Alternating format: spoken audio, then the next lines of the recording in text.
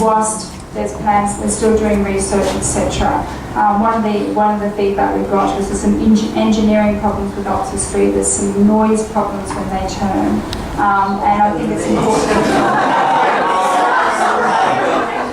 Anyway, but I think what's very clear what came out of today's meeting, that if it's going to be Devonshire, the focus would be directly through Olivia Gardens, into demolition of the building, and then a sort of slight tunnelling, if you want, what's it called? Yes, cut. Thank you, under Moore Park. So it wouldn't necessarily affect those parklands, but it would affect Wimbo Park. There's another thing we read about or hear about, a supposed housing shortage in Sydney, taking away 69 apartments. That's great, isn't it? And their argument would be the fact that they're investing in so much property development out in other areas, and this is going to provide the corridor for those residents. But those people aren't going to want to go to their house out there. Great. What about, we always talk about, I mean, we know why Oxford Street's a poor choice because of the time and the buses, etc. With Stefan's comments earlier in the previous meetings. What about Green Square? They taking down Daisy. Meriden would love having another, it's a growth area. Well, they've got a population of 57,000 versus our 15,000. Yeah, so they would appreciate it. There's no net benefit for Surrey Hills. That's the Green Square line, and James, correct me if I'm wrong, that's the line that also the city has been advocating for, that connects it to Green Square. If the city was to put a priority route other than the George Street one, which we've been working on for years, it's a route to Green Square to accommodate that growth in the south as a high priority. I think it's got more legs. Is any of this discussion about an underground alternative, or is it just about overground routes? No, I mean, an underground alternative is almost a metro heavy rail system, because to be able, if you're talking about being able to go under the eastern distributors, it's a completely different transportation system. That's what So I believe a tunnel is not even on the agenda. it must have been on the agenda sometimes. You were thinking It certainly has been on the agenda, but I think you're right. The state government and the Minister's office are treating it as not on the agenda at the moment. Was there any consultation there? Can I just say, I think what we're seeing tonight in all the questions, and we have very similar questions in all the push meetings, so we all can come up with a better idea than what they've meant. But we haven't been given any information on it. So that's really the process which we hope to have in the next 3 weeks.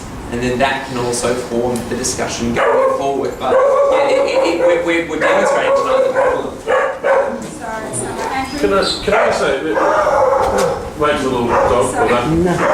The danger is in normalising the conversation around Devonshire Street, which is what the government will try and do. Absolutely. Okay? So don't normalise it. When you hear it go, no, that's the wrong route. Okay? Completely refer it back to a different discussion. And that's what they tried today. It's about normalising the discussion. So don't do it. Just be aware as well. I mean, they're telling you that they wanted the tunnel the whole time, but I was already a year ago, it was well known amongst transport service that the tunnel was no go. So they've been eyeing Devonshire Street for at least a year, and they tell you anything differently, they're lying. They made it very clear Devonshire's a preferred route today. There's no. Don't let anyone tell you that the tunnel was no their favourite. It was already a year ago that people involved in transport knew it was never going to happen. So. To be fair, the Minister didn't even raise the tunnel today. So. Are you going to create an online petition, because it takes us time to go around and knock on doors? Yes, we've been advised that the Parliament don't recognise online petitions. It has to be hand signature petitions. It does. I mean, you know. Yeah, I believe it or not, the state parliament is actually in the dark ages. I know that will surprise many people here tonight, but we can't address the whole thing. and they don't allow it. And I actually, on a whole separate note, I hope to actually challenge that and change that. But in the meantime, we have to deal with the petition for signature. One of the other things I just wanted to raise as well, because one of the things not that I'm a local business owner, but one of the things that's really dear to my heart is what I hate to see is we talked about a lot, how valuable and unique Surrey Hills is, and that we're not just a local destination. People travel interstate, internationally to come to Surrey Hills. We're compared with Paris, we're compared with Soho, we're compared with different villages in Tokyo. So we are a very important neighbourhood across the world. And one of the things we don't want to happen is to see the corridor of Oxford Street on Paddington, which is why we're suggesting this light rail would be fantastic. But anyway, so one of the things the Minister said, we said that we're really going to challenge her on making sure that the damage, I suppose, or the impact financially in local businesses is minimised. And I just wanted to put that on the agenda because I can see a few local business owners here. So that's something that Push will work very closely with the Minister to do, no matter what. My opinion here is that I'm not sure which special body being asked to do all this and other departments coming here. So I feel that the RTA driving this and Devonshire Street is the least effective route through the area to put a rail line in. All the other major routes will be massive traffic congestion, and I feel that this is the poor street that has least impact on major thoroughfares, and we've got to combat that. Well, that's why we've got to put up a fight. Sunita, could we ask people to give their name and where they're coming from? Sure. Yes. Yeah, so we know. Just to follow on that, how much control does the RTA have in this project? Because the problem that we have with Oxford Street is the RTA is treated as a highway for so many years, and now we have a dying street and it's a shambles.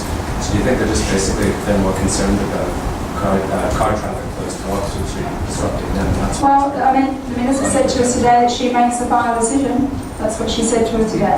She makes the decision. She said she comes to Surry.Hills. I don't know, but I haven't seen her before. But Claire Commander Burke Street. Thank you very much again for all the work you're doing, particularly for getting that meeting today. I know how hard that has been, so congratulations.